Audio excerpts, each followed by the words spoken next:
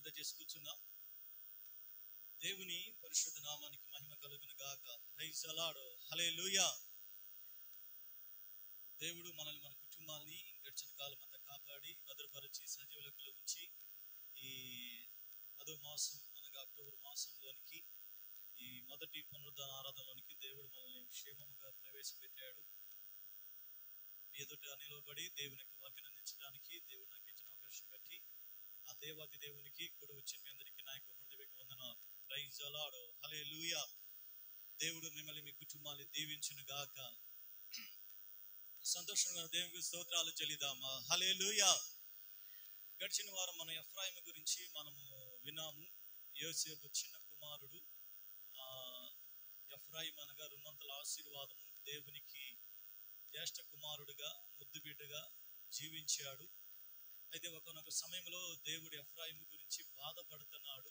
ఎంతో వేదనగా, ఎంతో ఎఫ్రాయిమును తలుచుకున్నప్పుడల్లా దేవుని యొక్క హృదయము బాధపడతా ఉంది అని. ఎందుకు ఎఫ్రాయిము గురించి దేవుడు బాధపడుతున్నాడో ఒక 5 విషయాలు మనం విన్నాము. ఎఫ్రాయిము అన్య జనులతో కలిసిపోయాడని, అలాగే ఎఫ్రాయిము యుద్ధ కాలమున వెనుదిరిగాడు. ఎఫ్రాయిము దోషము దేవుని దగ్గర భద్రముగా ఉన్నది, అందుకే దేవుని యొక్క సన్నిధానంలో పాపం ఒప్పుకొని స్థితిలో ఉన్నాడు. ఎఫ్రాయిము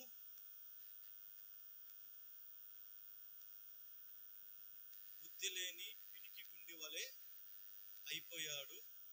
4వదికి ఎఫ్రాయిము దేవుని మందిరంలో శత్రువులుగా ఉన్న.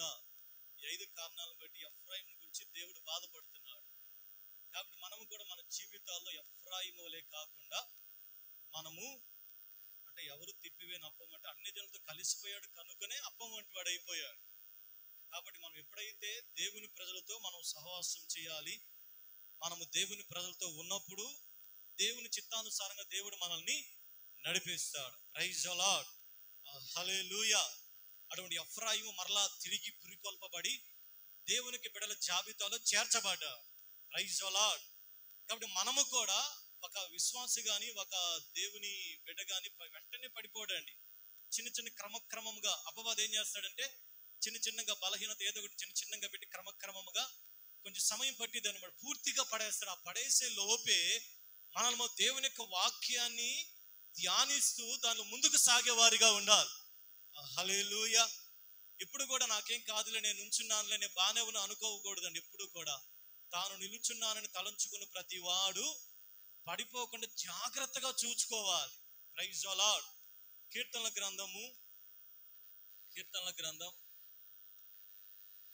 28వ అధ్యాయం మొదటి వచనాన్ని చదవండి.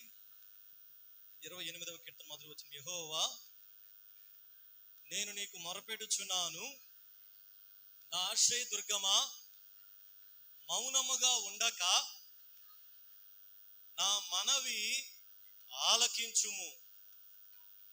నువ్వు మౌనముగా ఉండిన ఎడల నేను సమాధిలోనికి దిగువారి వలె అగుదును.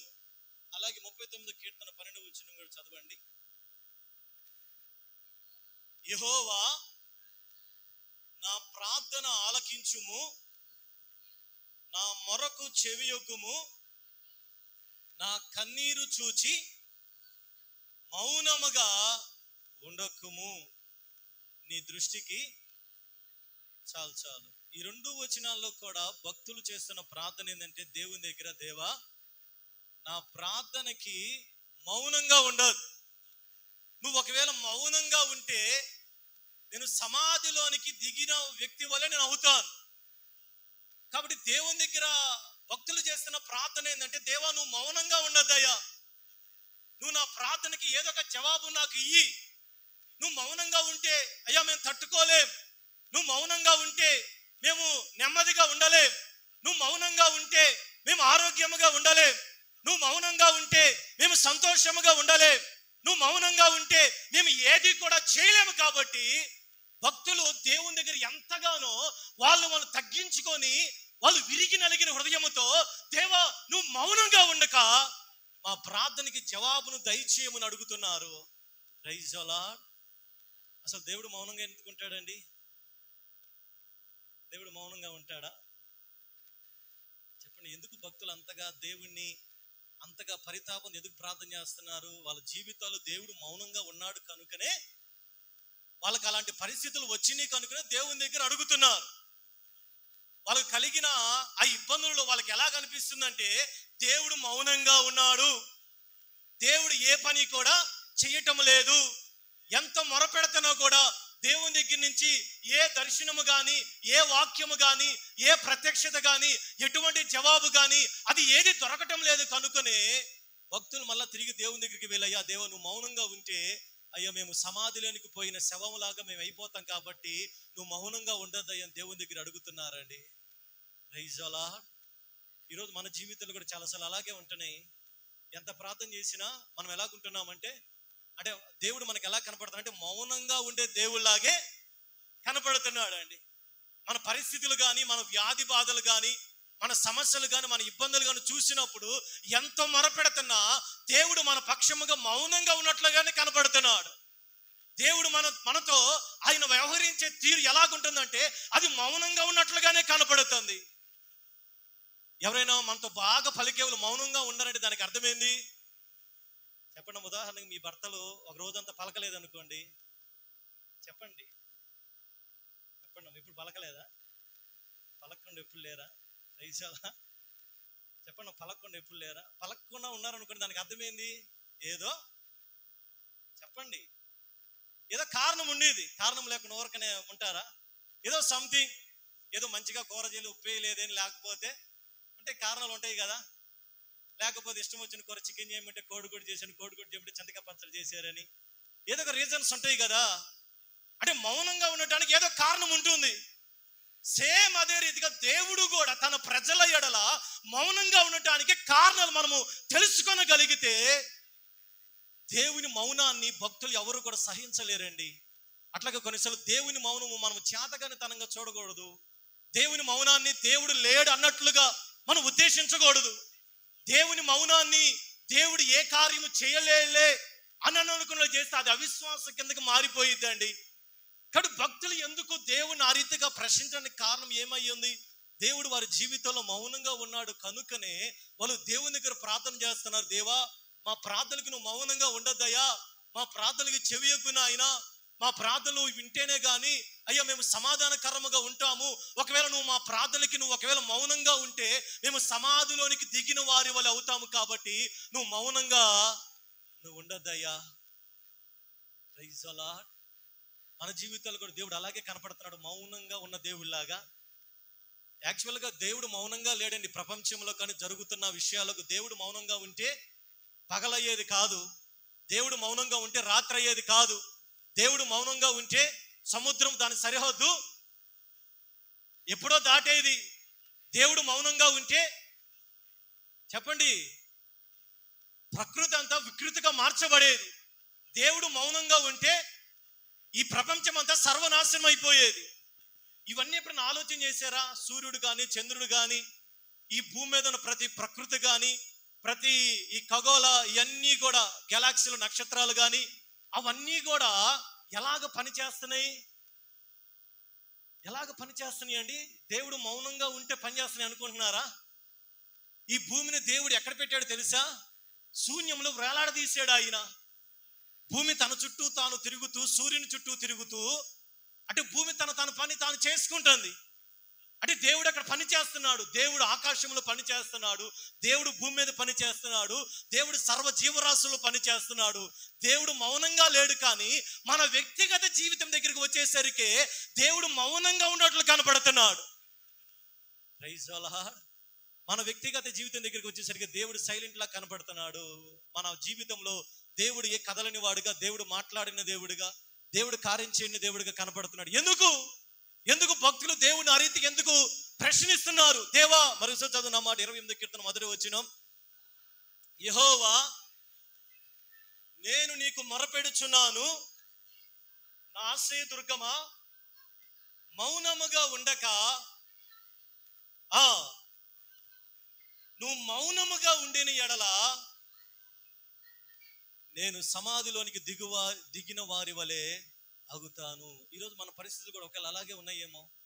దేవుడు మౌనముగా ఉన్నట్లు కనపడుతున్నాడు. ఎంత ప్రార్థించినా, ఎంత ఉపవాసం అని, ఎంత కన్నీరు కార్చినా, ఎంత మొరపెట్టినా కూడా దేవుడు మౌనముగా అసలు ఏమీ కూడా పలకని వ్యక్తిగా ఉంటే అలాంటి పరిస్థితి ఎలా కూడా తెలుసా? చాలా దారుణంగా ఉంటుంది తెలుసా అండి. దేవుడు ఏది కూడా ఏమీ మాట్లాడినప్పుడు మనం చేసిన ప్రార్థనకి దేవుడు ఏ జవాబు ఇవ్వనప్పుడు, దేవుడు ఏ ప్రత్యక్షత ఇవ్వనప్పుడు, దేవుడు తిరిగి ఏది కూడా జవాబు మనకు అనుగ్రహించినప్పుడు అది ఎంతో ఆ బాధ తీవ్రముగా ఉంటుందో తెలుసా? దేవుడు మాట్లాడితే మాట్లాడలే, లేకపోతే నా పాటికి నేను ఉంటానులే అనుకోవటం కాదే అండి. ఈరోజు నువ్వు నిజముగా దేవుడితో సంబంధం ఉంటే, దేవుడు నీతో మాట్లాడాలి అంటే, దేవుడు నిన్ను దర్శించాలి అంటే, నీ జీవితంలో అసలు దేవుడు ఎందుకు మౌనముగా ఆయన ఉండవలసి వచ్చిందో నువ్వు ఆ కారణాలు తెలుసుకోనగలిగితే, ప్రైజ్ ది లార్డ్, దేవుడు నీ జీవితంలో మౌనాన్ని కాకుండా ఆయన నీ జీవితంలో కదిలితే నువ్వు దేవునికి దీవెన చూడగలవు. Praise the lord.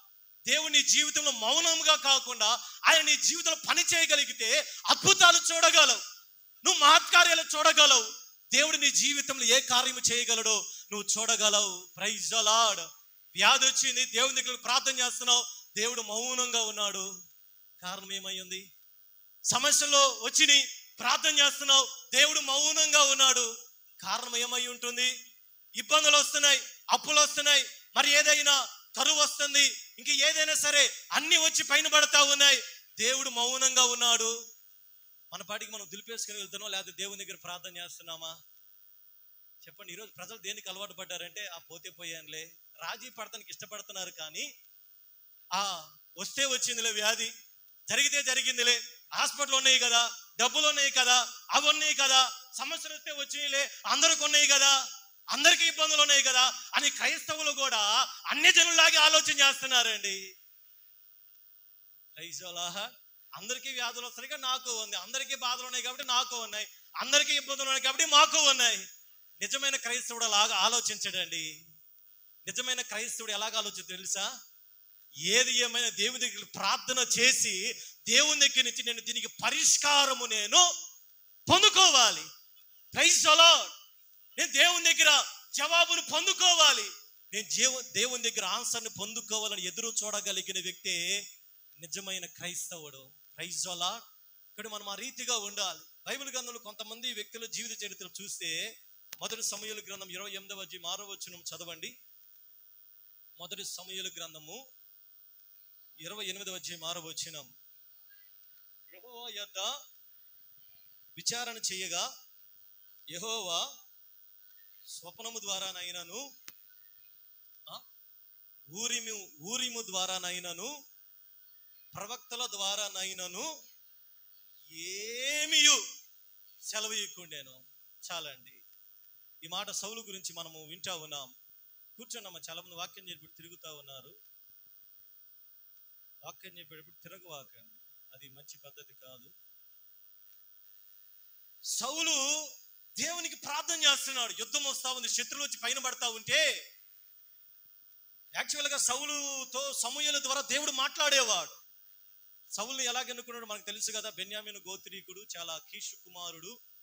తన గార్ధబొమ్మలు పోయినప్పుడు వెతుక్కుంటానికి వెళ్తే దేవుడు అటువంటి గోత్రములో నుంచి సౌలుని దేవుడు ఎన్నుకుని ఇశ్రాయేలు ప్రజల రాజుగా నియమించి తన ద్వారా దేవునికి చిత్తాన్ని ఇశ్రాయేలు ప్రజలకు తెలియచేయాలనుకున్నాడు. దేవుని కృపను పొందుకున్నాడు. అటువంటి సమయంలో సౌలు ఉండే కొంది తను దేవునికి ఎంతగానో దూరం అయిపోయి, చివరికి మొదట్లో బాగానే దేవుడు మాట్లాడాడు సౌలుతోటి. ఏది మాట్లాడినా సమూయేలు వచ్చి దానికి జవాబు చెప్పేవాడు. కానీ ఒక రోజు దేవుని దగ్గర సౌలు ప్రార్థన చేస్తా ఉంటే, ఎంత ప్రార్థన చేసినా దేవుడు మౌనముగా ఉన్నాడు. ఆ రోజుల్లో పాత నిబంధన కాలంలో ఉరీము తుమ్మీము అని ప్రత్యక్ష గుడారములో కొన్ని పద్ధతులు వాడేవాళ్ళు దేవుని యొక్క చిత్తాన్ని తెలుసుకోవటానికి. దేవుడు అలాగా మాట్లాడటం లేదు, ప్రవక్తల ద్వారా మాట్లాడటం లేదు, తన స్వరము ద్వారా మాట్లాడటం లేదు, దేవుని వాక్యం ద్వారా మాట్లాడటం లేదు.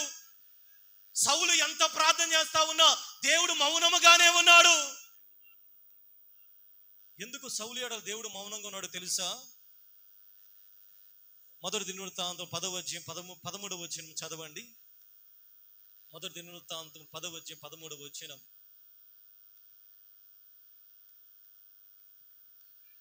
ఈ ప్రకారము యెహోవా ఆజ్ఞ గైకొనక ఆయన దృష్టి ఎదుట యెహోవా యొద్ద విచారణ చేయక కర్ణ పిశాచముల యొద్ద విచారణ చేయుదానిని వెతికినందుకు సౌలు హతమాయెను. సౌలుతో ఎందుకు దేవుడు మౌనంగా ఉన్నాడు? ఈరోజు దేవుని సంఘముతో, దేవుని ప్రజలతో, రక్షణ పొందిన ప్రజలతో దేవుడు ఎందుకు మౌనంగా ఉన్నాడు? దేవుడు అందరితో మౌనంగా లేడండి. Praise the Lord. దేవుడు ఎప్పుడు కూడా నిజమైన విశ్వాసంతో మౌనంగా ఉన్నాడు. ఆయన ప్రతిరోజు మాట్లాడతాడు, ఆయన ప్రతిరోజు దర్శిస్తాడు, ఆయన ప్రతిరోజు కూడా వారి సమస్యల నుంచి బయటికి తీసుకురావాలని ఎలాగైనా సరే ఏదేనో తోటలో ఎలాగ ఆదాముతో ఆయన ఉన్నాడు, సేమ్ ఇప్పటికీ నిజమైన విశ్వాసులతోటి దేవుడు అలాగే మెలగాలని ఇష్టపడుతున్నాడు అండి. ఆదాముకి దేవుడు సంవత్సరానికి ఒకసారి కనపడ్డాడా? నెలకు ఒకసారి కనపడ్డాడా? ఆదివారానికి ఒకసారి కనపడ్డాడా? బైబిల్ తెలిసిన చెప్పండి, చెప్పండి అమ్మా, చెప్పండి. ఉపవాస ప్రార్థనలు ఎప్పుడే కనపడ్డాడా? చెప్పండి, ఎప్పుడు కనపడ్డాడు? ప్రతిరోజు ఉదయము సాయంత్రం. Praise the Lord. ఆదాము దేవుని దగ్గరికి వెళ్ళాడా? దేవుడు ఆదాము దగ్గరికి వచ్చాడా? దేవుడే ఆదాము దగ్గరికి వచ్చాడండి. ఆదామా బాగున్నావా? Praise the Lord. ఆదామా ఏ కూర చేసుకున్నావు? ఇదిగా అయ్యా. ఆదాము మరి ఏం మాట్లాడుంటారు చెప్పండి. ఆదామా ఏ చొక్కా వేసుకున్నావు అయ్యా? ఎక్కడ కుట్టించుకున్నావు? యాక్చువల్గా అప్పుడు క్షమించండి, అప్పటికి దెర్ ఇస్ నో డ్రెస్ లేదు కదా, వాళ్ళు దిగంబర్లు. తర్వాత దేవుడే లెదర్తో, అంటే జంతు తోలుతోటి పాపం చేసిన తర్వాత దేవుడు వస్త్రాలు తయారు చేసి ఇచ్చాడు. ఈ రీతిగా దేవుడు ఆదాముతోటి ఆయన మెలిగాడు. ఆయన దేవుడు సంఘముతోటి, సంఘములో ఉన్న విశ్వాసులతో కూడా దేవుడు ప్రతిరోజు ఆయన మాట్లాడే దేవుడు. ఆయన సౌలు ఎంత ప్రార్థన చేస్తున్నా, అయ్యా ఫిలిస్తీన్లు వచ్చి పైన పడుతున్నారు, వాళ్ళు యుద్ధానికి వస్తున్నారు అని దేవుని దగ్గర ప్రార్థన చేస్తుంటే దేవుడు ఎల్లాలో చెప్పటం లేదు, ఉండాలో చెప్పటం లేదు, యుద్ధానికి వెళ్ళమని చెప్పటం ఏది చెప్పలా. సౌలుకి భయం ఎక్కువైపోతా ఉంది. ఇదేంద్ర దేవుడు మాట్లాడలేదు, ఇప్పుడు యుద్ధానికి వెళ్ళాలా, ఆగాల? యుద్ధానికి వెళ్తే ఏమవుతుందో, ఆగిపోతే ఏమవుతుందో? రాజుగా ఉన్నాడు, వెళ్ళాడు, ప్రార్థన చేశాడు, దేవుడు మౌనంగా ఉన్నాడు. సౌలుకి అర్థం కావట్లేదు దేవుడు ఎందుకు మౌనంగా ఉన్నాడో. కానీ సౌలు కనిపెట్టి ప్రార్థించవలసిన వ్యక్తి ఏం చేశాడంటే, కర్ణ పిశాచులు సమాధుల్లో వీళ్ళంటారు చూసారు, చేతబడి చేసేవాళ్ళు. మన సైడ్ లేవు కానీ కేరళలో కొన్ని రాష్ట్రాలు ఉంటాయి, ఒరిస్సా అటు ఉంటాయి అనమాట. ఈ కర్ణ పిశాచి, కాశ్మోర్ అంటారు, భయంకరమైన వీళ్ళేంటంటే చనిపోయిన ఆత్మలతో మాట్లాడుతున్నట్లుగా భ్రమపరిచే ఆత్మని వాళ్ళు ఆ ఆత్మలతో నింపబడి చనిపోయిన ఆత్మలతో మాట్లాడుతున్నట్లుగా వాళ్ళు అటువంటి భ్రమలోనికి ప్రజల్ని నడిపిస్తారు. యాక్చువల్గా ద్వితీయోపదేశ కాండములు 18:11 దేవుడు ఖండితంగా చెప్పాడు. ద్వితీయోపదేశ కాండం 18:11 చదవండి. కర్ణ పిశాచిని అడుగు వారినైనను మీ మధ్య ఉండనీయకూడదు దేవుడు చెప్పాడు. కానీ సౌలు యాక్చువల్ కర్ణ పిశాచుల్ని దేశములో నుంచి వెళ్ళగొట్టించింది సౌలే. దేవుడు ద్వితీయోపదేశ కాండం ముందుగానే చెప్పాడు, మీ మధ్యలో కర్ణ పిశాచులు, అటువంటి ఆ ప్రజలు మీ మధ్యలో వాళ్ళు ఉండకూడదు. దేవుడు ఖండితంగా ఆజ్ఞాపించాడండి. ఇక్కడ సౌలుతో దేవుడు మౌనంగా ఉంటే సౌలు చేసిన పని ఏందో తెలుసా? సౌలు దేవుని పక్కన పెట్టేసి కర్ణ పిశాచుల దగ్గర వెతుకుతారు చూసారా, వాళ్ళ దగ్గరికి వెళ్ళి అక్కడ ఆమెను అడుగుతున్నాడు. అమ్మా, అది మొదటి సమయంలో 28వ అధ్యాయంలో ఉండిద్ది. అప్పుడు సౌలు కర్ణ పిశాచులు సోది చెప్పి ఒక స్త్రీని తీసుకొని వచ్చి విచారణ చేస్తా ఉన్నాడు. విచారణ చేస్తా ఉంటే ఆమె, అయ్యా నీకు ఎవరు కావాలి అంటే, నాకు సమూయేలు కావాలి అంటేనే ఆమె చెప్పిన ఇది అంతా కూడా ఒక భ్రమపరిచే ఒక ఆత్మ అనమాట. వెంటనే ఆమె, అయ్యో ఇదిగో సమూయేలు వచ్చాడు, సమూయేలుతో ఏం మాట్లాడాలి? వెంటనే సమూయేలుతోటి సౌలు మాట్లాడుతున్నట్లుగా, అయ్యా ఫిలిస్తీన్లు వచ్చేసారు, పైన పడ్డారు దేశం మీద, ఇప్పుడు ఏం చేయాలన్నప్పుడు దేవుడు ఆ యొక్క స్త్రీని కూడా వాడుకున్నాడు. దేవుడు ఆ భ్రమపరుచు ఆత్మను కూడా వాడుకొని సౌలు జీవితంలో ఏమి జరగబోతుందో దేవుడు ఆ దురాత్మ పట్టిన వ్యక్తితో దేవుడు మాట్లాడాడు. దేవుడు దురాత్మలు కూడా వాడుకుంటాడండి. అదొక వేరొక సబ్జెక్ట్. దేవుడు దేవదూతలనే కాదు, తన పని చేసుకోవడానికి దురాత్మలు కూడా వాడుకుంటాడు. అది వేరొక సబ్జెక్ట్. అది ప్రైజ్ ది లార్డ్. కాబట్టి ఇక్కడ సౌలు జీవితంలో దేవుని చిత్తాన్ని బయలుపరిచింది ఎవరు? కర్ణపిశాచుల దగ్గర వెతికిన స్త్రీలోనికి సమూయేలు వచ్చినట్లుగా ఆమె దేవుని యొక్క అదే భ్రమపరుచు ఆత్మతో నింపబడి, అయ్యా సమూయేలు వచ్చాడు అని ఆమె కలియంగానే సౌలు మాట్లాడుతూ ఉంటే, అయ్యా రేపు నువ్వు నీ కుమారుడు నీ కుటుంబం అందరూ కూడా చనిపోయి నా దగ్గరికి వస్తారు. సేమ్ ఏదైతే ఆ స్త్రీ చెప్పిందో అదే జరిగింది. తర్వాత యుద్ధంలో సౌలు తన బిడ్డలు హతమైపోయారు. యాక్చువల్ ఇక్కడ దేవుడు సౌలుతో ఎందుకు మౌనముగా ఎందుకున్నాడో తెలుసా? అక్కడే స్పష్టంగా దేవుడు చెప్పాడు, సౌలు దేవుని చిత్తము చొప్పున చేయక ద్రోహము చేసినందున, కర్ణపిశాచులు వెతికినందున సౌలు హతుడయ్యాడండి. ఈరోజు మన జీవితాల్లో కూడా ఎంత ప్రార్థించినా, ఎంత కన్నీరు గాల్స్తున్నా, ఎంత మొరపెడుతున్నా, సంవత్సరాలుగా మన సమస్యలు, మన వ్యాధులు, మన బాధలు అవి ఎక్కువైపోతున్నాయి తప్ప అవి ఏ మాత్రం తగ్గటం లేదు. కారణం ఏం తెలుసు? సౌలు జీవితం మనందరికీ తెలుసు కదా. సౌలు దేవుడు చేత ఎన్నుకోబడిన వ్యక్తి. దేవుని యొక్క మాట ఏ రోజు వినలేదండి. అయ్యి అమాలేకీలు చంపు అంటే అమాలేకీల రాజుని తన యొక్క పశువులందరినీ తెచ్చుకుని దొడ్లో కట్టేసుకున్నాడు. సమూయేలు వచ్చి, సమూయేల్ దేవుడు చెప్పిన మాట చేసావా? చేశానయ్యా. నువ్వు దేవుని మాట చేస్తే నాకు వినపడుతున్న ఆ అరుపులు ఎక్కడి? సౌలు దొడ్లో కట్టేసుకున్న పశువులు అరుస్తూ ఉన్నాయి. అరుపులని ఎవరికి వినపడుతున్నాయి? సమూయేలు గారికి వినపడుతున్నాయి. నువ్వు నిజంగా దేవుని మాట వింటే నీ దొడ్లో కట్టేసుకున్న పశువులు అరుపులు ఎక్కడి అంటే, సౌలు మళ్ళా ఆ తప్పుని ఒప్పుకోక, అయ్యా నేను దేవునికి బలర్పించడానికి అమాలేకీల్లో ఉన్న మంచి బలమైన పుష్టి కలిగిన పశువులు తెచ్చి నేను కట్టేసుకున్నానయ్యా. మరి రాజును ఎందుకు బతకనిచ్చావంటే సౌలు గారు మౌనంగా ఉన్నాడు. అప్పుడు అంటాడు సమూయేలు, బలి అర్పించడం కంటే దేవుని మాట వినటము శ్రేష్టం. ప్రైజ్ ది లార్డ్, హల్లెలూయా. సౌలు ఈ రీతిగా ఎన్నోసార్లు దేవునికి విరోధముగా జీవించి సమూయేలు చేయవలసిన పని సౌలు చేసి క్రమక్రమముగా దేవుని స్వరం వినకుండా అటువంటి జీవితంలోనికి సౌలు వెళ్ళిపోయాడండి. ఈరోజు మన జీవితంలో కూడా దేవుని చిత్తము కాకుండా మన ఇష్టానుసారంగా మనం నడుచుకుంటా ఉంటే దేవుడు మౌనంగా ఉంటాడు. ఏం మాట్లాడండి? ఎందుకని? నువ్వు దేవుని చిత్తాన్ని తప్పావు కాబట్టి. సౌలు దేవుని కృపని దూరం చేసుకున్నాడు. ఆ కృప దావీదు మీదకి వచ్చింది. అందుకని యోహాను సువార్త రాత్రి కూడా 9:31 వచనం చదవండి. యోహాను సువార్త 9:31. దేవుడు పాపుల మనవి ఆలకింపడని ఎరుగుదుము, ఎవడైనను దేవభక్తుడై ఉండి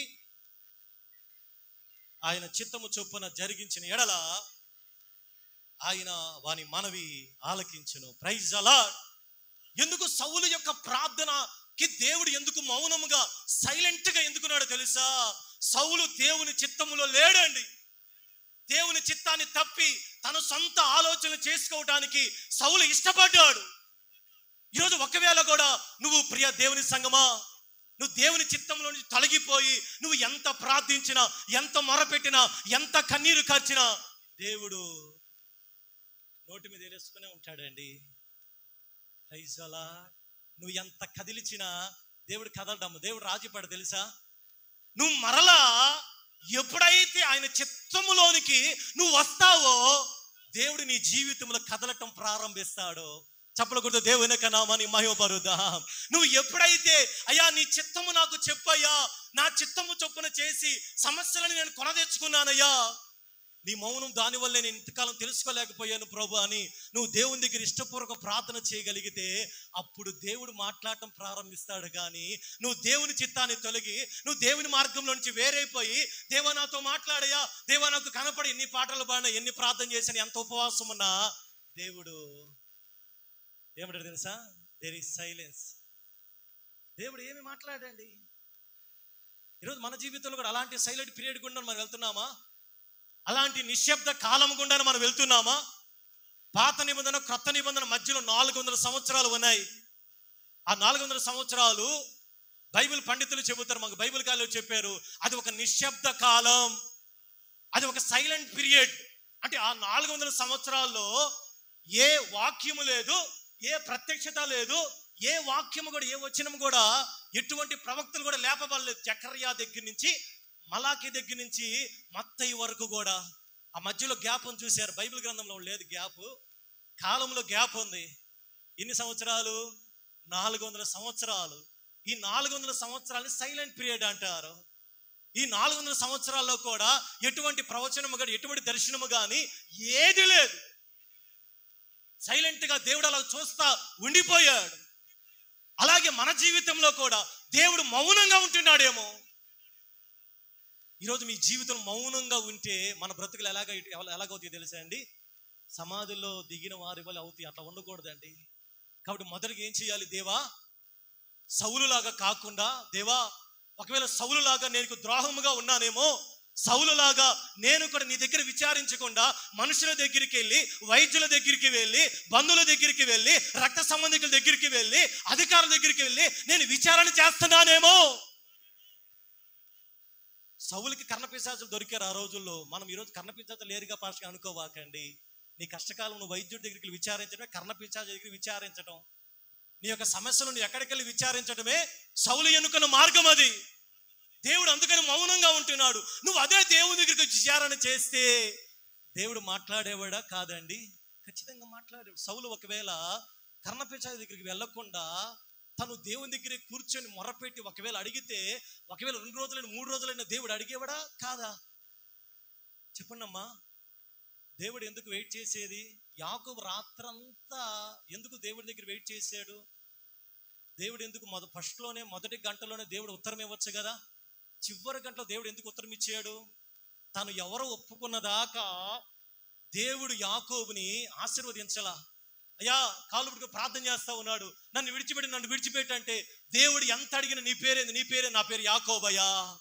ఎప్పుడైతే చెప్పాడో అప్పుడు నీ పేరు ఇంక యాకోబు అనబడదు, నువ్వు ఇశ్రాయేలుడు అని దేవుడు పేరు మార్చాడు. తన స్థితి తను ఒప్పుకున్నాడు. కాబట్టి ఈరోజు నీ జీవితంలో దేవుడు మౌనంగా ఉండటానికి మొదటి కారణము, నువ్వు దేవుని చిత్తాన్ని తొలగి నీ యొక్క సొంత ఆలోచన ప్రకారము నువ్వు చేస్తా ఉన్నావేమో. నేను దేవుని సేవలకు రాకముందు 1 సంవత్సరం పాటు, దేవా నాకు ఉద్యోగం కావాలి. ఏ ఉద్యోగం, చిన్న ఉద్యోగం పర్లేదయ్యా. సంవత్సరం పాటు దానికోసం ఉపవాసం అది చేసి ఇది చేసి కన్నీరు గార్చిన దేవుడు మౌనం. నాకు అర్థం కాల. నేను ఏ రోజు దేవా నీ చిత్తం నా పట్ల నేను అడగల. ఎందుకంటే నా మనసులో ఏముంది? ఉద్యోగం చేయాలి, ఇంకా అదే అడుగుతున్నాను. దేవుడు ఎందుకు మౌనం కూడా తెలియట్లా. కొన్నిసార్లు దేవుడు మౌనంగా ఉన్న బలవంతముగా మనము కూడా దేవుని పక్కన పెట్టి మనము ఉద్యోగం చేయడానికి మనం వెళ్తా ఉండి అదే చేశా. తిరిగిన ఆఫీసు లేదు, తిరిగిన ఒంగోలు మొత్తం తిరిగా. చివరికి దేవుడు ఇచ్చాడు మన మొత్తానికి. ఎందుకు ఇచ్చాడు నాకో తెలియదు. కంప్యూటర్ ఆపరేటర్గా డిప్యూటీ ఎగ్జిక్యూటివ్ ఇంజనీరింగ్ ఆఫీస్లో కంప్యూటర్ ఆపరేటర్గా ఇచ్చాడు. కొన్నిసార్లు దేవుడు ఇస్తాడండి, బలవంతం చేసి దేవుడు ఇస్తాడు. ఏం చేస్తాడు మరి? ఇస్తాడా ఇవ్వడా? ఇస్తాడండి. లోతు ఇక్కడి నుంచి వెళ్ళాయంటే ఇక్కడి నుంచి అయ్యాది, అక్కడికి వెళ్తానంటే వెళ్ళన్నాడు దేవుడు. మరి అక్కడికి వెళ్తే ఏం జరిగింది? ఇక్కడ వద్దయ్యా, మళ్ళీ అక్కడికే అన్నాడు. అందుకనే కదా అంత ఘోరం జరిగింది. తన కుమార్తెలు తనతో పాపం అదే మొదటి దేవుడు చెప్పినప్పుడు అక్కడికి వెళ్ళినప్పుడు బాగుండేది. కనీసం మనము కూడా దేవుని చిత్తం ఏదో తెలుసుకోవడం మనకు ఇష్టం పడవు, కానీ మన చిత్తాన్ని ఆయన చిత్తానుసారంగా బలవంతంగా ప్రేరేపిస్తాం. దేవుని చిత్తంలో లేకపోతే దేవుడి ఇచ్చిన మనకు సమాధానం ఉండదండి. Praise the Lord. నేను ఎప్పుడైతే దేవుని చిత్తాన్ని తెలుసుకొని నా యొక్క ఆ ట్రాక్ నుంచి దేవుని యొక్క ట్రాక్లోనికి వచ్చానో, నేను చెబుతున్నాను కదా, పులిపేట నుంచి ఆ రోజు నుంచి ఈ రోజు దాకా సమాధానకరంగా దేవుడు నా జీవితం నడిపిస్తా ఉన్నాడు. Praise the Lord. ఎప్పుడండి? ఎప్పుడైతే నా సొంత ఆలోచన పక్కన పెట్టి దేవా నీ చిత్తం ఏమైందో చెప్పు నాయన అని చెప్పి కనుక్కున్న తర్వాత ఇంకా ఆయన చిత్తానుసారంగా ఇదిగో నేను సేవకునని దేవుడు సేవ చేయమని ఎప్పుడైతే దేవుని వాక్యం ద్వారా మాట్లాడాడో, సేవకుల ద్వారా మాట్లాడాడో, ప్రవక్తల ద్వారా మాట్లాడాడో, ఆ విషయాలను విన్న తర్వాత నేను దానికి లోపడటానికి కూడా దాదాపు 6 నెలలు పట్టింది. మళ్ళా పూర్తిగా దేవుని చిత్తంలోకి వచ్చిన తర్వాత ఆ రోజు నుంచి ఈ రోజు దాకా ప్రైజ్ ది లార్డ్ దేవుని చిత్తములో ఉంటే ఎలాగుంటుందో తెలుసా? సమాధానకరముగా ఉంటాం.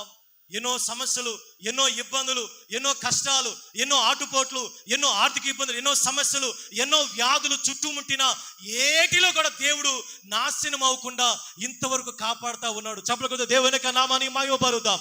ఈరోజు నీవు కూడా, నీ కుటుంబం కూడా, నీ బిడ్డలు, నీ భర్త కానీ, నీ భార్య కానీ దేవుని చిత్తంలో లేకపోతే అది ఎన్ని సంవత్సరాలైనా, యుగములైనా దేవుడు మౌనంగా ఉంటాడే తప్ప ఆయన మాట్లాడలేడమ్మా. ఈరోజు దేవుడు నీతో మౌనంగా ఉండకుండా మాట్లాడాలి అంటే నువ్వేం చేయాలి చెప్పండి? ఆయన చిత్తాన్ని తెలుసుకొని సౌలులాగా కాకుండా ఎక్కడికంటే అక్కడికి వెతకకుండా దేవుని మందిరంలో కూర్చొని, దేవా నా ఆలోచనలన్నీ కూడా పక్కన పెడతానయ్యా, అయ్యా నీ యొక్క ఆలోచన నాకు చెప్పునా ఆయన, నేను ఏమి చేయాలి, నేను ఎలాగ ఉండాలో చెబితే దేవుడు ఖచ్చితంగా మాట్లాడతాడండి ఆయన. అప్పుడు దేవుడు నీ జీవితంలో కదులుతాడు, నువ్వు చూస్తావు. నీ జీవితంలో కదల్చబడ్డ నువ్వు చూస్తావు. నీ బిడ్డల జీవితంలో, నీ కుటుంబంలో, నీ యొక్క విరోధముగా రూపించబడిన శత్రువుల జీవితంలో నువ్వు కదల్చబడటం చూస్తావు. నువ్వు అప్పుడు దాకా ప్రార్థించకపోతే ఇలాగే జరిగిపోతా ఉండేది. కాలం అయిపోయింది చూడు, సంవత్సరం అయిపోయింది, అప్పుడే 10 నెలలు అయిపోయింది. అప్పుడే 10 నెలలు అయిపోయిందండి. 10 నెలలకు మనం వచ్చాం. రోజులని సంవత్సరాలు గడిచిపోతా ఉన్నాయి. మన జీవితాలు అలాగే ఉండిపోతున్నాయి. నువ్వు ఎప్పుడైతే ఈరోజు దేవుని చిత్తం నేను నడవడానికి ఇష్టంగా ఉన్నాను ప్రభు నువ్వు చెప్పగలిగితే, దేవుడు ఈ రోజు నుంచి నీ జీవితంలో కదల్చడం నువ్వు చూస్తావేమో. రెండవదిగా యోహాను సువార్త 11వ అధ్యాయము, యోహాను సువార్త 11వ అధ్యాయము 1వ వచనం 6వ వచనం చదవండి. మరియు మరియా ఆమె సహోదరి అయిన మార్త బెతానియాలో ఉన్న లాజరు అను ఒకడు రోగి ఆయన. అతడు రోగి అయి ఉన్నాడని యేసు విన్నప్పుడు ఇంకా 2 దినములు నిలిచాను. ఇక్కడ జరిగిన రెండవ సందర్భం మనకు తెలుసు. లాజరు రోగి అయి ఉన్నాడని యేసయ్యకి ఆయన ఒక చోటకి వాక్యం ప్రకటించడానికి వెళ్తే, లాజరు వారి కుటుంబం మనకు తెలుసు కదా, వారి సహోదరులు మార్త, మరియా. యేసు ప్రభు వారికి ఒక వర్తమానం వినపడింది, అయ్యా నువ్వు ప్రేమించే లాజరు రోగి అయి ఉన్నాడు. ఎవరు ప్రేమించే? యేసయ్య చేత ఎక్కువ ప్రేమించబడ్డారు వాళ్ళ కుటుంబం లాజరు. ఎందుకంటే బేతనేకి వెళ్తున్నప్పుడల్లా యేసయ్య ఆ కుటుంబానికి దర్శించి, ఆ కుటుంబస్తులు యేసయ్యకి ఎంతగానో పరిచర్య చేసేవాళ్ళు కాబట్టి యేసయ్య ఎంతగానో కుటుంబం లాజరును ప్రేమించాడు. ఇప్పుడు లాజరు రోగి అయి ఉన్నాడు అంటే దేవుని చేత ప్రేమించబడే వాళ్ళు కూడా రోగాలు అవుతాయా? చెప్పండి అమ్మా, చెప్పండి. అన్ని రోగాలు దేవుని దగ్గర నుంచి రావాలండి. హల్లెలూయా. లాజరు దేవుని చేత ప్రేమించబడ్డాడని రోగం వచ్చింది.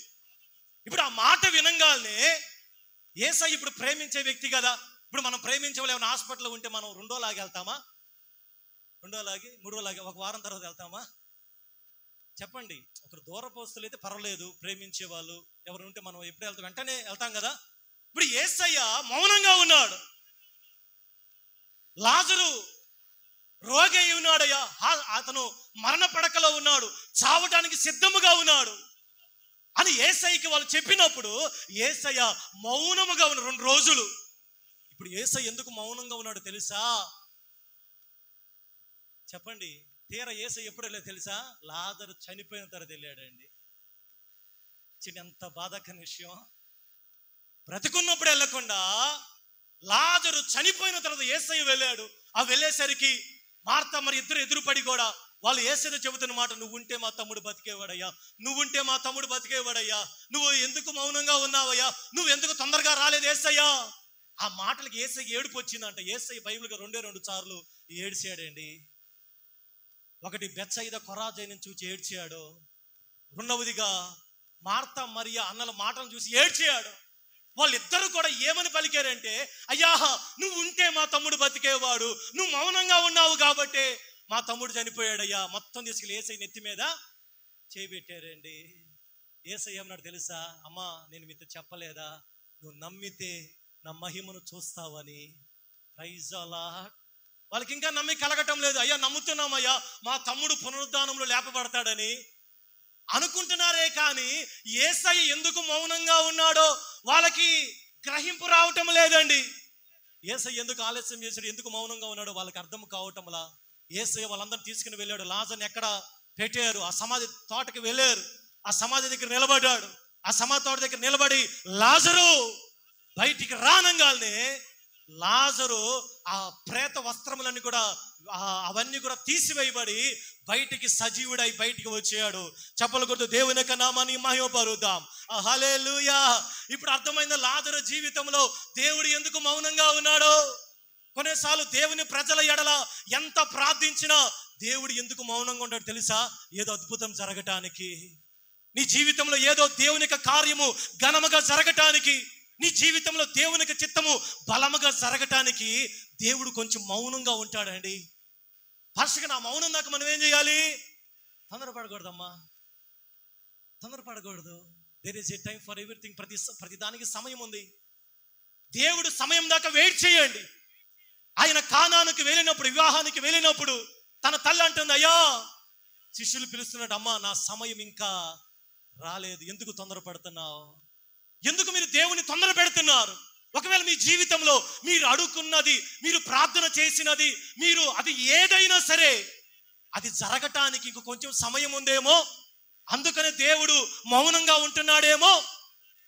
Praise the lord. ఇశ్రాయేలు ప్రజలు ఐగుప్తు దేశానికి వెళ్ళిన తర్వాత వాళ్ళు ఎంత మొరపెట్టినా దేవుడు మౌనంగా ఉన్నాడండి. ఎన్ని సంవత్సరాలు? 400 సంవత్సరాలు మౌనంగా ఉన్నాడండి. నేను అనుకుంటాను, ఇన్ని సంవత్సరాలు ఎందుకు దేవుడు మౌనంగా ఉన్నాడు? వాళ్ళేమన్నా అక్కడ అతిథులుగా వెళ్ళారు, గెస్టులుగా వెళ్ళారా?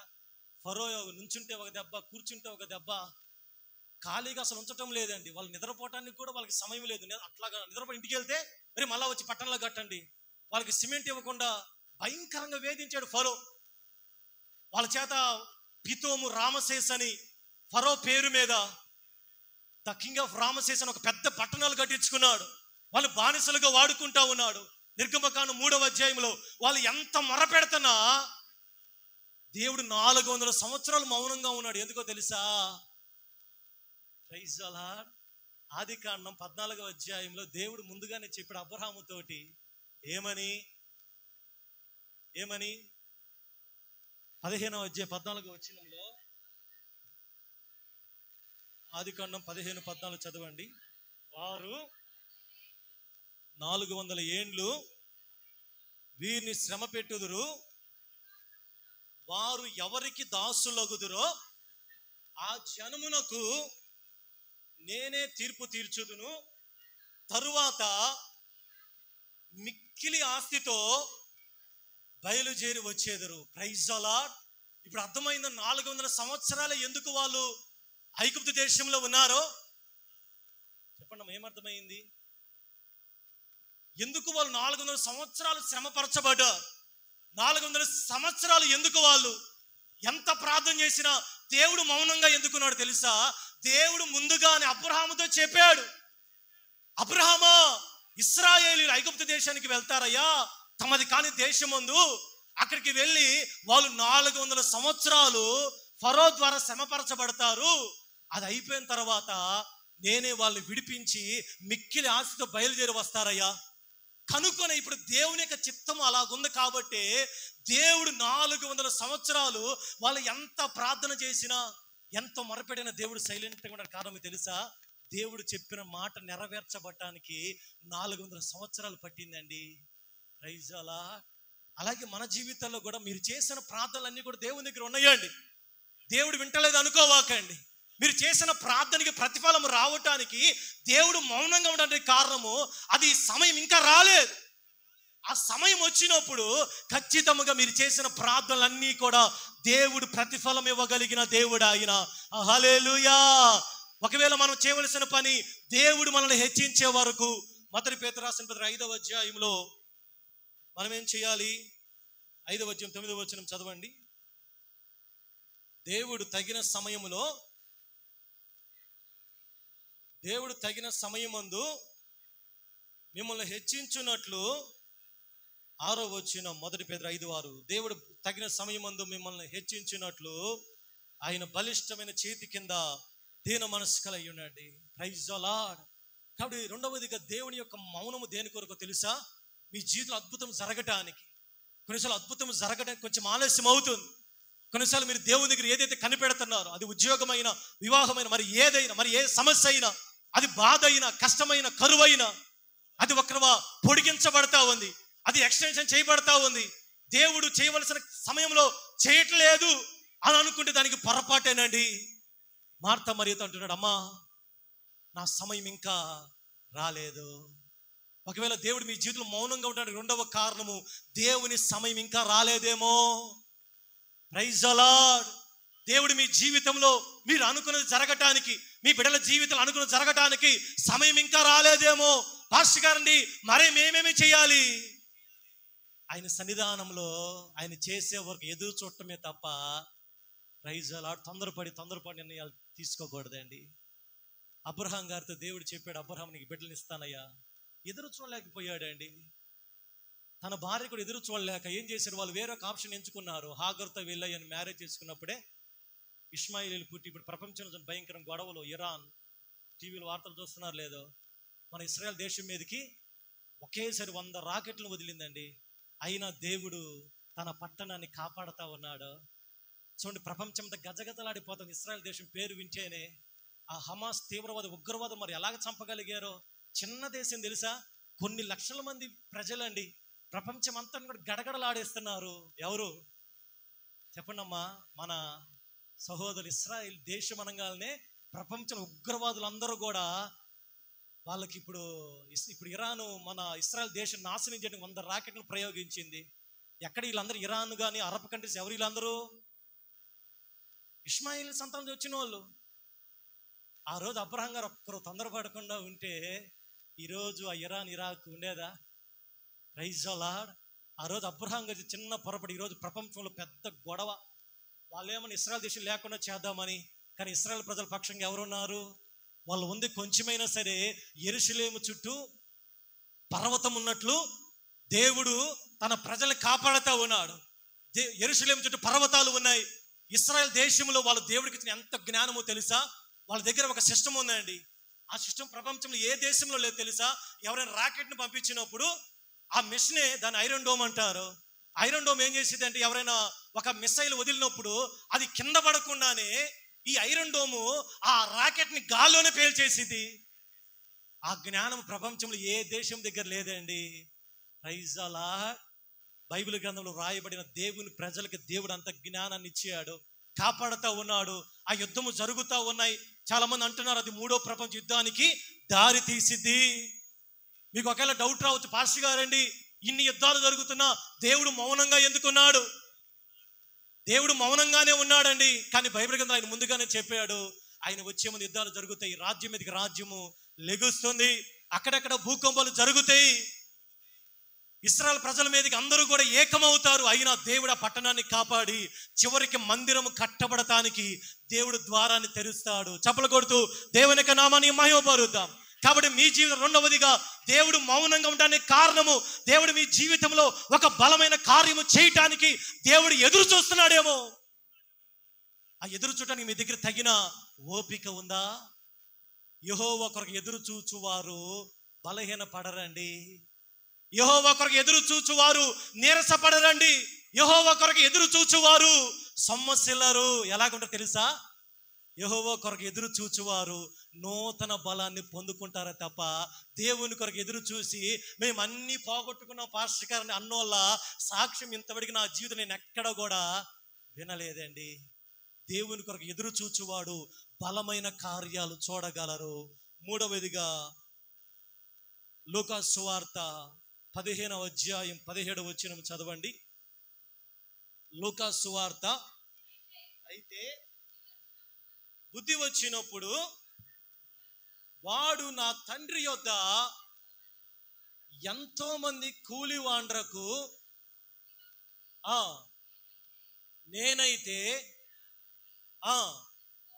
చచ్చిపోచున్నాను, నేను లేచి నా తండ్రి యొద్దకు వెళ్ళి, తండ్రి పరలోకమునకును విరోధముగాను నీ ఎదుటను పాపము చేసి తిని ఇక మీదట కుమారుడిని అనిపించుటకు నేను యోగ్యుడును కాదు, నన్ను నీ కూలి వాలిలో ఒకనిగా పెట్టుకోమని అతనితో చెప్పగా లేచి తండ్రి యొద్దకు వచ్చాను.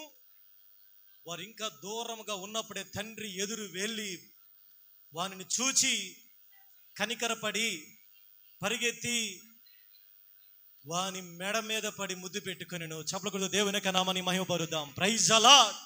మూడవదిగా ఇక్కడ తప్పిపోయిన కుమారుని దేవుడే వెళ్ళి వెతకవచ్చు కదా. దేవుడు మౌనంగా ఎందుకున్నాడు? యేసయ్య అతనికి బుద్ధి వచ్చిన దాకా తండ్రి ఏం చేశాడు? తన ఇంటి దగ్గరే మౌనంగా ఉన్నాడు. ఈరోజు నీ జీవితంలో దేవుడు మౌనంగా ఉండటానికి, నీకు కొన్ని తెలియజేయటానికి, నీకు కొన్ని తెలియాలండి. కొన్ని విషయాల్లో మనకు బుద్ధి రావాలి. దేవుడు నీ ప్రార్థన వినకపోవటానికి కారణము, దేవుడు మౌనంగా ఉండటానికి కారణము, మనకు కొన్ని విషయాల్లో జ్ఞానము రావాలి, నీకు బుద్ధి రావాలి, నీకు జ్ఞానము కావాలి. అవి వచ్చిన తర్వాతే తండ్రి బయలుదేరి వస్తాడు. కానీ నీకు బుద్ధి రానంత కాలము దేవుడు మౌనముగానే ఉంటాడండి. చిన్న కుమారుడికి ఎప్పుడైతే బుద్ధి వచ్చిందో ఏం జరిగిందంట? వెంటనే తండ్రి అక్కడే ఉన్నాడా? చెప్పండి అమ్మ, ఏమని చదివారు అక్కడ? కుమారుడికి బుద్ధి వచ్చింది, తండ్రి దగ్గరికి వెళ్తున్నాడు. వెళతా ఉన్న మార్గ మధ్యంలో ఇంటికి వెళ్ళకముందే తండ్రి ఎదురెళ్ళాడు. కదిలేడా లేదా? ఎప్పుడు కదిలాడు? అప్పుడు దాకా ఎలా ఉన్నాడు? మౌనంగా ఉన్నాడండి. ఎప్పుడు దాకా మౌనంగా ఉన్నాడు? రియాక్ట్ ఇవ్వండి, ఒక రిఫ్లెక్షన్ ఇవ్వండి అమ్మా. ఎప్పటి వరకు మౌనంగా ఉన్నాడు? కుమారుడికి బుద్ధి వచ్చిన దాకా. ఈరోజు మనకి కూడా నీ జీవితంలో దేవుడు నీ ప్రార్థన వినాలి అంటే, దేవుడు నీ జీవితంలో కదలాలి అంటే మనకు కొన్ని విషయాలు బుద్ధి రావాలండి. భాషగా మాకేం బుద్ధి రావాలి? దేనికి సంబంధించింది అది ఏదైనా, ఏ విషయాలు మనకు బుద్ధి కావాలో. మీకు ఎగ్జాంపుల్ దానియేలు గ్రంథంలో 4వ అధ్యాయం 32వ వచనంలో ఇక్కడ మనకి నెబుకద్నెజరు రాజు కనబడతాడు. రాజు, నేను చెప్పినప్పుడు చదువుతారమ్మా. రాజు, ఇక్కడ నెబుకద్నెజరు రాజు గురించి తెలుసు కదా. రాజుకి గర్వం వచ్చింది. గర్వం వచ్చి ఆ మహాబబులోను పట్టణం రాజులను సంచరిస్తూ, ఇది నా నగరం, నేను నిర్మించాను, ఇది నా ప్రభావం కట్టుకున్నాను అనుకున్నాడు. వెంటనే ఆకాశం ఒక స్వరం వినపడి, అయ్యా నీవు గర్వించావు కాబట్టి నువ్వు ప్రజల మధ్య నువ్వు పశువులకి గడ్డి మేస్తావు. ఇప్పుడు చదువు 4వ అధ్యాయం 32వ వచనం. రాజు నోట ఈ మాట ఉండగా ఆకాశము నుంచి ఒక శబ్దము వచ్చాను. రాజుకు నెబుకద్నెజరు 32 కాదా, తమ యొద్ద నుండి మనుష్యులు నిన్ను తరుముతారు, నీవు అడవి జంతువుల మధ్య నివాసము చేస్తావు, పశువుల వలె గడ్డి మేస్తావు. సర్వోన్నతుడగు దేవుడు మానవుల రాజ్యము పైన అధికారి అయ్యుండి తాను ఎవనికి దాన్ని అనుగ్రహింప నిశ్చయింతునో వానికి అనుగ్రహించునని నువ్వు తెలుసుకునే వరకు 7 కాలములు నీకు ఇలాగ జరుగునయ్యా. అర్థమైంది ఇక్కడ దేవుడు నెబుకద్నెజరు ఏం చెబుతున్నాడో? నువ్వు తెలుసుకోవాలి నెబుకద్నెజరా అంటే. అప్పటిదాకా నెబుకద్నెజరుకి ఏది లేదు, బుద్ధి లేదండి, జ్ఞానము లేదు. నెబుకద్నెజరు అనుకున్నాడు అధికారము ఆ ప్రజలు ఇచ్చారు అనుకున్నాడు, అధికారము తనకున్న ధనాన్ని బట్టి కలిగింది అనుకున్నాడు, అధికారం అనేది తన సొంత శక్తి చేత కలిగింది అనుకున్నాడు. ఇప్పుడు దేవుడు అనుకున్నాడు నెబుకద్నెజరుకి, నేను ఒకటి తెలియచేయాలి. ఏం తెలియజేయాలి? అధికారం అనేది ప్రజల ద్వారా రాదు, అధికారం అనేది బలాన్ని బట్టి రాదు, అధికారం అనేది ధనాన్ని బట్టి రాదు, అధికారం అనేది ఎడ్యుకేషన్ బట్టి రాదు. దేవుడు ఎవరికి అధికారం ఇచ్చినో వానికి అధికారం ఇవ్వబడుతుందని నెబుకద్నెజరు. ఎప్పుడు దాకా జరిగిద్దంటే అది సంవత్సరాలు కాదండి, నువ్వు తెలుసుకుని వరకు నీకు ఇలా జరుగుతుందయ్యా. ఇప్పుడు నెబుకద్నెజరు తెలుసుకోవటానికి ఎన్ని సంవత్సరాలు పట్టింది? 7 years. ఏం తెలుసుకున్నాడు చెప్పండి? ఇప్పుడు నెబుకద్నెజరు దేవుడి దగ్గర ప్రార్థన చేస్తున్నాడు, అయ్యా నేను ఇప్పటిదాకా నా బలాన్ని బట్టి, నా ధనాన్ని బట్టి, నా యొక్క దాన్ని బట్టి నేను గర్వించానయ్యా. ఇప్పుడు నాకు తెలిసి వచ్చిందయ్యా, నిజముగా నీ ద్వారానే నాకు అధికారం వచ్చింది. నాకున్న బలము కానీ, నాకున్న ధనము కానీ, ఇందాక మనం అందుకుని ఆరాధనలు పాడుకున్నాము కదా, కోట్ల కొలదిగా ధనమున్నా దేవుడు లేకపోతే అంతా కూడా సున్నా. Praise the Lord. మేడ మిద్దెలు ఎన్ని ఉన్నా యేసయ్య మేడలో లేకపోతే చెప్పండి అమ్మా, ఒక 100 మేడలు ఉన్నాయి, ఆ మేడల్లో యేసయ్య లేడు అనుకుని ఎలా ఉండిద్ది? ఇల్లు గందరగోళంగానే ఉండిద్దండి. ఒంటి నిండా బంగారం ఉన్నా యేసయ్య లేడు అనుకోండి, చెప్పండి, ఎవడొకళ్ళు వచ్చి దాన్ని ఒలుసుకొని, మన దగ్గర లేదు హైదరాబాద్లో అంటే చైన్ స్నాచర్స్, ఎక్కడ పడితే అక్కడ గొలుసులు పీక్కోవటం, వెళ్ళిపోవటం. యేసయ్య కాపుదల లేదనుకోండి, అంతా కూడా వ్యర్థమే. నెబుకద్నెజరు తెలిసి వచ్చింది, 7 సంవత్సరాలు పట్టింది. ఈరోజు దేవుడు కూడా మీ జీవితంలో మౌనంగా ఉండటానికి కారణము మీరు కొన్ని తెలుసుకోవాలేమో. మీరు చేసిన వాటి బట్టి కానీ, గత జీవితంలో కానీ, కొన్ని యొక్క విషయాలు బట్టి మీరు ఏ పాటని దేవుడు మీకు తెలియచేయాలని ఇష్టపడుతున్నాడో. Praise the Lord. దేవుడు కొన్నిసార్లు ఎవరికైనా ఆయన తెలియచేస్తాడని తెలుసుకోకుండా మనం ఆ పాటికి ఏదో ప్రార్థన చేసి, అంత ప్రార్థన చేసిన దేవుడు మౌనంగానే ఉంటాడు. తప్పైన కుమారుడు దేవుడు ఏంటి మౌనంగా ఉన్నాడు. ఆయన వచ్చినాక బుద్ధి ఎప్పుడైతే వచ్చిందో దేవుడు కదలటం ప్రారంభించాడు. ఈరోజు నువ్వు కూడా తెలుసుకోవాలి, ఎందుకు మనకి ఇలా జరుగుతుంది, ఎందుకు మన పరిస్థితి ఇలాగ ఉంది, ఎందుకు మన జీవితం ఇలాగ వెళ్తా ఉంది, ఎక్కడ రాంగ్ జరిగింది, ఎక్కడ మనం రాంగ్ స్టెప్ వేసాం, ఎక్కడ మనం దేవుని చిత్తానికి విరోధంగా మార్చబడ్డాం, ఎక్కడ మనకు బుద్ధి రావాలి, ఎక్కడ మనకు జ్ఞానం రావాలి, ఎక్కడ మనకి ఆలోచన రావాలి, ఎక్కడ మనం సైడ్ అయ్యాం, ఎక్కడ మనం రాంగ్ వేసాం తెలుసుకోవాలమ్మా. తెలుసుకున్న దేవుడు ఎలా కదులుతాడు? Praise the lord. తప్పిపోయిన కుమారుడు బుద్ధి ఎప్పుడు వచ్చిందో దేవుడు కదలటం ప్రారంభించాడు. నెబుకద్నెజరుకి 7 సంవత్సరాల కాలంలో 7 సంవత్సరాలు పట్టిందండి. మోషే దేవుని కోపాన్ని అణిచివేయటానికి ఒకప్పుడేమన్నా భయంకరమైన కోపంతో ఉండి ఐగుప్తుని చంపి, దేవునికి అంత టెంపర్గా ఉన్న వ్యక్తి ఇప్పుడు ఎలాగ మార్చబడ్డాడు తెలుసా? సాత్వికుడిగా మార్చబడ్డాడు. ఎన్ని సంవత్సరాలు పట్టింది చెప్పండి అమ్మ? నాయకుడు అవటానికి ఎన్ని సంవత్సరాలు పట్టింది? మోషేని దేవుడు ఎన్ని సంవత్సరాలు పట్టింది నాయకుడిగా తయారు చేయడానికి? 80 సంవత్సరాలు. ఎక్కడ ఉన్నాడు? మిద్యాను దేశంలో. మోషే అంత తెలివి కలిగిన వ్యక్తి, జ్ఞాన ప్రవీణ్యత కలిగిన వ్యక్తి ఎవరు కూడా లేరండి. ఈరోజు దేవుడు కొన్ని పాఠాలు నీకు నేర్పిస్తాడు, నేర్చుకోవడానికి నువ్వు సిద్ధముగా ఉండాలి. దేవుడు కొన్ని లెసన్స్ నీకు నేర్పించినప్పుడు నువ్వు ఎక్కడ ఏది మాట్లాడాలో, ఎక్కడ ఎలాగ ఉండాలో, ఎవరి దగ్గర ఎలాగ ప్రవర్తించాలో, నీ సమాజంలో కానీ, నీ ఇంటిలో కానీ, నీ సంఘంలో కానీ, నీ స్నేహితులతో కానీ నువ్వు ఇక్కడ ఎలాగ ఉండాలో అవి నేర్చుకున్న తర్వాతే దేవుడు నీ జీవితంలో ఆయన కదులుతాడు తప్ప అప్పుడు దాకా ఎలాగ ఉంటాడు? ఆయన మౌనంగానే ఉంటాడండి. ఒకవేళ తప్పిపోయిన కుమారుణ్ణి ఒకవేళ దేవుడు ముందుగా నేను తెచ్చుకుంటే ఏం జరిగింది చెప్పండి?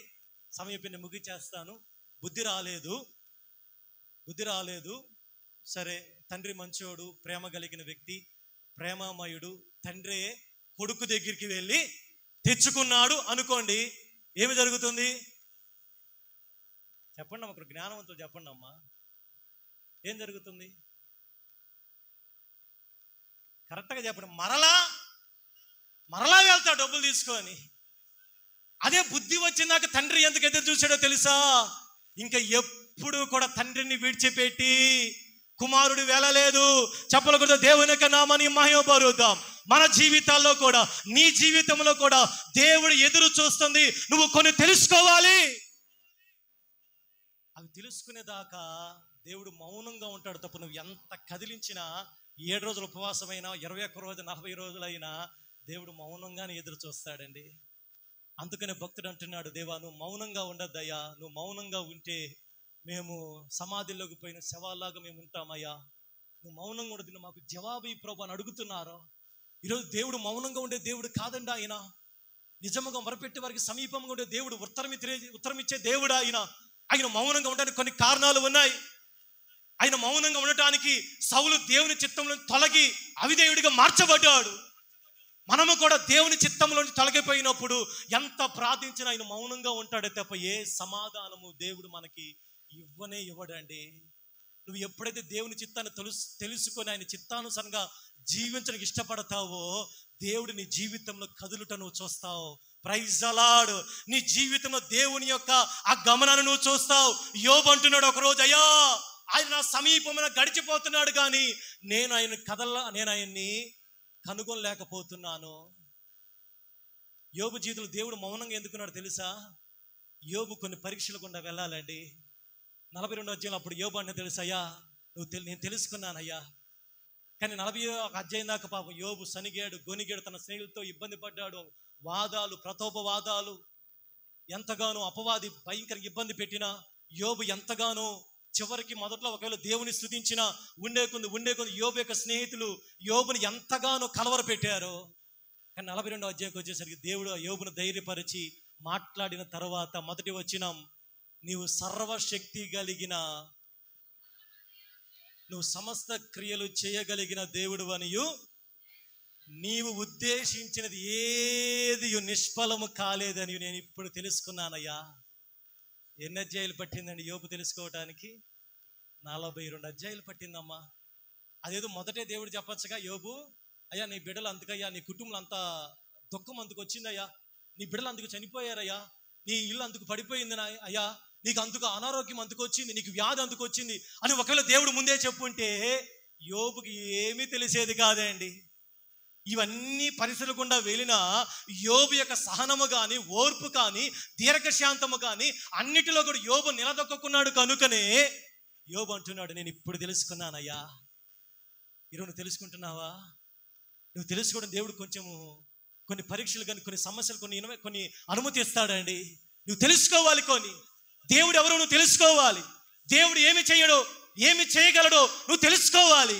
దేవుడు నీ పట్ల ఏమి చేయడు నువ్వు తెలుసుకున్నప్పుడే ఆయన నీ చేతులు కదులుతాడు తప్ప మనం మౌనంగా ఉండి ఆయన మౌనంగా ఉండి దేవా నీకు వందనాలయ్యా అని మనం ఇప్పటికే ఉంటే దేవుడు మన జీవితాల్లో మౌనముగానే ఉంటాడండి. నీ చేతిలో నువ్వు దేవుని మౌనంగా పెడుతున్నావు తప్ప దేవుడు మౌనంగా లేడమ్మా. Praise the lord. నువ్వే దేవుని మౌనంగా పెడుతున్నావు, దేవుడు మౌనంగా లేడు. దేవుడిని నువ్వే మౌనంగా ఉంచుతున్నావు. ఈరోజు దేవుడి దగ్గర నువ్వు ఇలాగే నువ్వు ప్రార్థించగలిగితే, దేవా నువ్వు నా జీవితంలో అయ్యా మా కుటుంబంలో మౌనంగా ఉన్నావయ్యా, మౌనంగా ఉంటే కుదరదయ్యా, అయ్యా మా జీవితంలో నువ్వు కదలాలి ప్రభువా అని ఒకవేళ భర్త మీద కేకలు వేస్తే మౌనంగా ఉన్న దేవుడు నీ జీవితంలో కదల్చబడుట నువ్వు చూడబోతున్నావు. చప్పలు కొడుతూ దేవుని యొక్క నామానికి మహిమపరుద్దాం. నీ ప్రార్థన ద్వారా దేవుడు నీ బిడ్డల జీవితాల్లో, నీ కుటుంబంలో కదల్చబడుట నువ్వు చూడబోతున్నావు. నీ ప్రార్థన ద్వారా దేవుడు నీ జీవితంలో మౌనం నుంచి బయటికి వచ్చి ఆయన గొప్ప కార్యాలు నువ్వు చూడాలి. అంటే ఈరోజు ఎందుకు మౌనంగా ఉన్నాడు? ఈ 3 కార్యాలను బట్టి ఒకవేళ ఎక్కడైనా మనం దేవుని సన్నిధానంలో ఒకవేళ ఉంటే సరి చేసుకొని ఈ రోజు నుంచి దేవుడు మౌనంగా ఉండద్దయ్యా, నాతో మాట్లాడే నన్ను బలపరచు ప్రభు అంటే దేవుడు ఆయన మౌనాన్ని వీడి మాట్లాడగలిగిన దేవుడు ఆయన. తల వంచుకొని ప్రార్థన చేసుకుందాం.